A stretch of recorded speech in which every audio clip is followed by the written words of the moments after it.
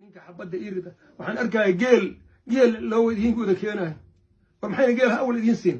waddan baad difaacayseen geela maxaan awal idiin siin maxaan hilibka laydinku qalin awal waddan baad difaacayseen shabaab baad ka difaacayseen laakiin markii dhiigga soomaalida uu noqday baa geel idiin keenay dhiiggaaga ma waxaad ku doorsanaysaa neef geel ah dhiiggaaga ilaa xabaddu markay bilaabato qof ku dhiman doono ma ogid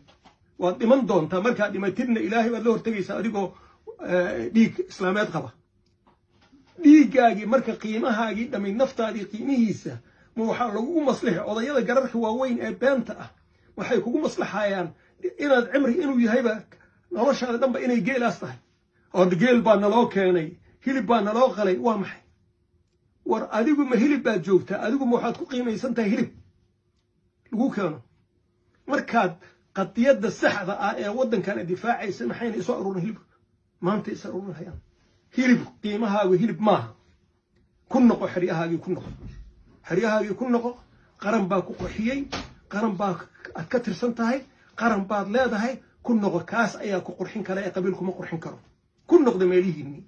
waa haddaad dhab ay kaa taho ciidan dhab aad tahay kuwii ayaa mooryaan baa hadda annaka isaga keen dhigayna ciidan qaarkood oo naqaanaba meeshay ka yimid waxay yihiin aan ognahay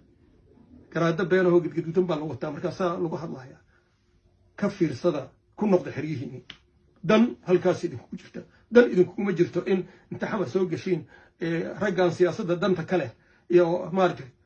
ay xoolo idiin qeenaan ayaa laydinku laayo meesha aad ku dhimatiin ama aad wax ku dishiin dan idin ma aha ku noqda xeryihiinni ayaan idin leenahay wassalaamu calaykum waraxmatulah